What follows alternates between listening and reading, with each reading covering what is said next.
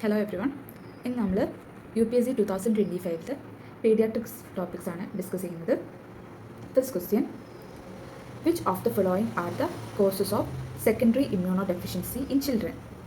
Okay, the causes include infections, HIV, measles, cytomegalovirus, Epstein-Barr virus, TB, sepsis. Then malnutrition, chronic systemic disease like chronic renal failure, nephrotic syndrome, liver failure, diabetic, cystic fibrosis, etc. Then iatrogenic causes like corticosteroid, chemotherapy, radiotherapy, then this diphenylhydramine, that is phenytoin. Okay, and there are some other causes also. Okay, now here the answer. Here the answer is, which of the following are the causes of secondary immunodeficiency? Okay, here diphenylhydramine is a cause.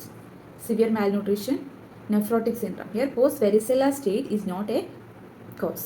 So here the answer is 1, 2 and 4. Okay, option B. Next, which of the following statements are correct regarding the vaccination route for children? Hepatitis vaccine given in deltoid region has reduced efficacy. This statement is wrong. Here this hepatitis, if given in gluteal region, if it is given in gluteal region, has reduced efficacy. It is not deltoid region. So this option is wrong. Next, two vaccines may be given in the same site but separated by 1 inch. This option is correct. Separate sites are used when administering a vaccine and a immunoglobulin. This is also correct. Two intramuscular vaccine may be given on the same day but in separately. This is false. Okay, so here the answer is 2 and 3. Okay, next question. A radiopaque density may be noticed in poisoning by which of the following agents?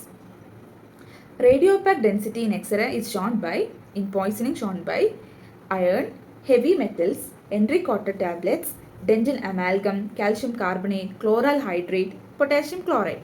So here the answer is chloral hydrate. So which are the iron, heavy metal, Henry-Cotter tablet, dental amalgam and calcium carbonate, chloral hydrate, potassium chloride.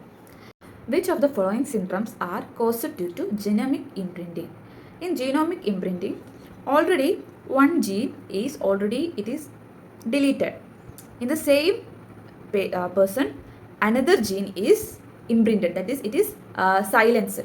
For example, in Prader-Willi syndrome, the paternal gene is inhibited. Okay, paternal gene is silenced and already maternal gene is inhibited. In Angelman syndrome, maternal gene is silenced. Here already paternal gene is imprinted. So just don't make it more complex. In Prader-Willi syndrome, paternal gene is silenced. In Angelman syndrome, angels are like all girls are like angels. Okay, this Angelman syndrome, maternal gene is silenced. So option 2 and 3 are the correct answer. As per the POCSO Act 2012, sexual assault is considered aggravated when the abuse involves use of physical violence. This is false. Abused child is disabled, then it is aggravated. The abuse is committed by the staff of an educational institution. This is correct. The abuse is committed by an immediately family member or first degree relative. This is also not aggravated, considered aggravated. So here 2 and 3 are the options.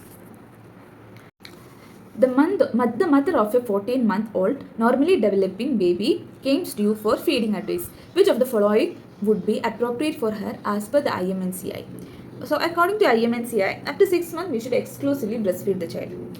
6 months to 12 months we can keep the child in our lap and we can feed with our own hands. After 12 months to 2 years, we should sit by the side of the child and help him to feed. Greater than 2 years, the child should feed himself. Okay, according to this answer, we can often breastfeed the child. This is correct. Keep the child in your lap and feed with your own hands. This is wrong because this is done from 6 months to 1 year. Okay. Next option, offer food from the family pot. Correct. Give 3 to 4 meals each day. Correct. So 1, 3 and 4 is the correct option.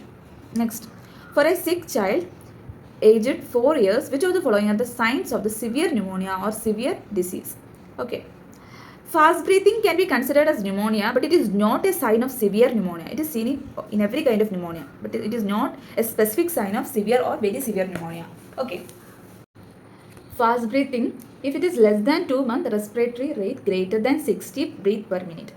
2 to 12 months, it is greater than 50 breath per minute. 1 to 5 years greater than 40 breath per minute, and greater than 5 years respiratory rate greater than 20 breath per minute. Okay. Okay, so this is not considered as severe, and chest indrawing is also not considered as severe. Child vomiting everything, that is severe. Child stridor in a calm child. Okay, so 2 and 3 is the answer. Next, in a child aged 3.5 years with ear problem, which one of the situation merits urgent reference to the hospital?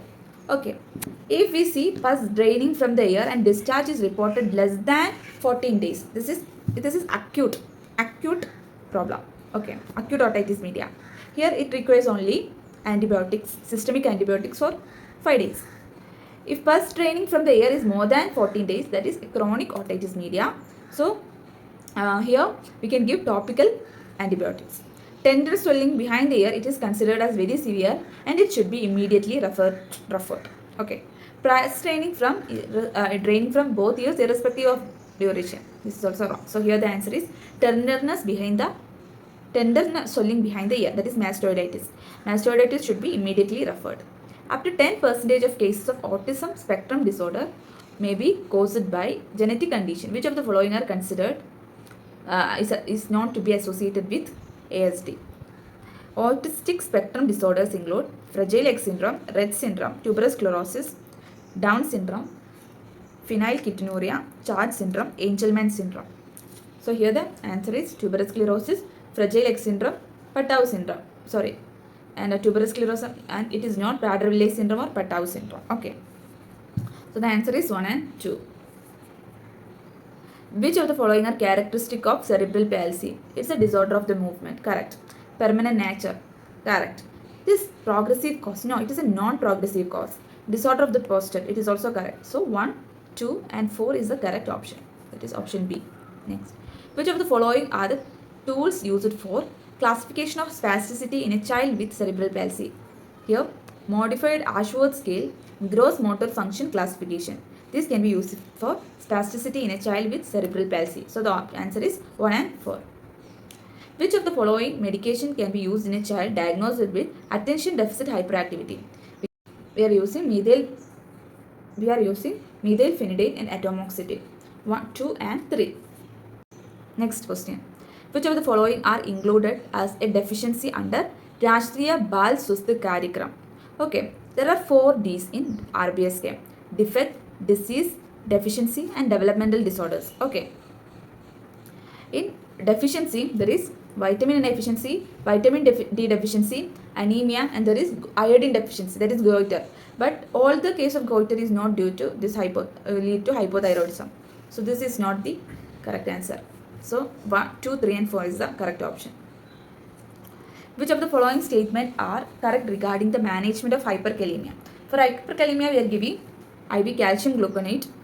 We are giving beta-adrenergic agonists like terbutalin, salbutamol, and regular insulin and glucose is giving. Okay, we are giving this IV calcium gluconate to stabilize the myocardial cell membrane. Okay, there will be, due to hyperkalemia, there will be increased arrhythmia. Okay, so to stabilize the myocardial cell membrane, we are giving IV calcium. Okay, next, beta-adrenergic agonists that we are not giving to stabilize the myocardial cell membrane. Instead, we are giving to enhance the cellular uptake of the potassium. So this option is also wrong. Regular insulin and glucose given intravenously enhance cellular uptake of the potassium. This is correct. Sodium polystyrene sulfonate enhance total body potassium elimination. This is also correct. So 3 and 4 is the correct option. Which of the following statements are correct about oral rotavirus vaccine? Should be stored at 2 to 8 degrees Celsius. Correct. The vaccine should be used within 2 hours. No, it is within 4 hours according to the vaccine vial monitor. This is wrong. Past history of interception is a contraindication. False. The vaccine can be given if the baby has ongoing diarrhea. Sorry, this option 3 is correct. The vaccine can be given if the baby has ongoing diarrhea. False. A child can make a tower of 3 blocks. A tower of 3 blocks copies his mother while sweeping and vocabulary of 8 to 10 words. We know that 8 to 10 words comes at 18 months. Okay, we should study developmental. So this baby can ride a tricycle and copies a circle. So, and knows age, gender and name.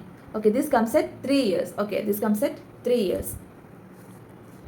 Next question. The teen boy with birth weight of 2.8 kg is born to a primi gravida mother through vaginal delivery and cried immediately after birth. Which of the following statements are correct regarding initial care after birth? The baby should be initiated on breastfeeding within 1 hour of the birth. This is correct. The baby should be kept in a separate area from the mother. This is wrong. Baby should be kept with the mother. The baby should be administered with 0.5 mg of vitamin K intramuscularly. This is correct when the baby's weight is less. That is, when the baby's weight is less than 1 kg, we can give 0.5 mg vitamin K intramuscularly. But when the baby's weight is greater than 1 kg, we are giving 1 mg of vitamin K intramuscularly. So this option is wrong. Here the weight of the baby is 2.8 kg. Okay, so it is greater than 1 kilogram. So we have to give 1 mg of vitamin K.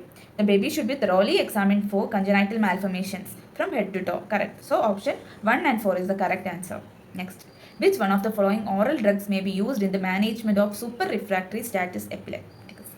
Refractory status epilepticus means even after giving the benzodiazepines. Okay. And 2 doses of benzodiazepines and 1 another anti-epilepticus, the seizure is not controlled. In such a case, we are calling it as refractory status epilepticus. Okay.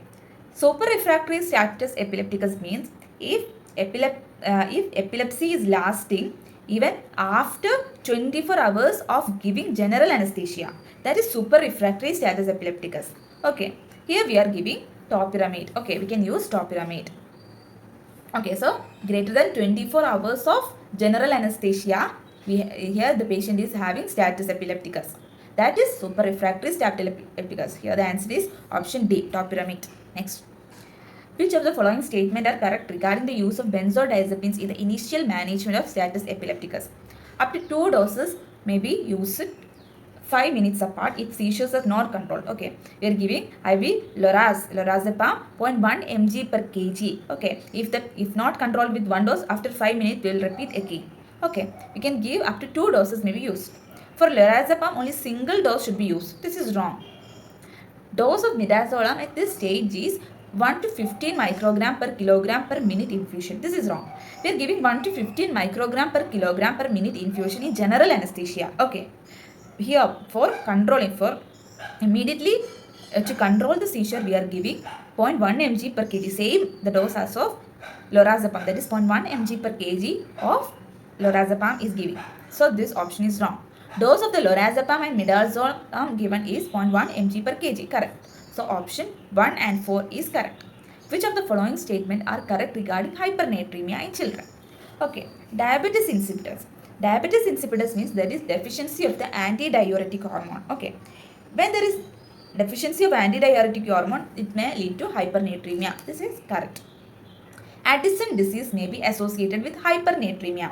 Addison disease means where there is decreased aldosterone. Okay. This is wrong. There is hyponatremia. Aldosterone increase sodium inside and potassium decrease. Okay, but here aldosterone is slow, so sodium will decrease and potassium will increase. So this option is wrong. We can use boiled skimmed milk can lead to hypernatremia. Correct. Use of lactulose can lead to hypernatremia. Correct. So 1, 3 and 4 is the correct option. Which of the following statements are correct regarding the management of GI bleeding in children? Stomatostatin or octreotide infusion should be given for at least 7 days after the stoppage of initial bleeding to prevent rebleeding. No, we are giving during to immediately control the bleeding. We are giving this stomatostatin and or octreotide. Endoscopic sclerotherapy involved endoscopic injection of N-butyl N-cyanoacrylate or isobutyl cyanoacrylate. This is also false. EST, that is endoscopic sclerotherapy, has up to 90% efficacy in controlling acute bleeding. Correct. Following the episodes of acute variceal bleeding, all patients should receive secondary prophylaxis to prevent rebleeding. Correct. Here the answer is 3 and 4. Which of the following are advantages of endotracheal intubation in a child requiring pediatric advanced life support?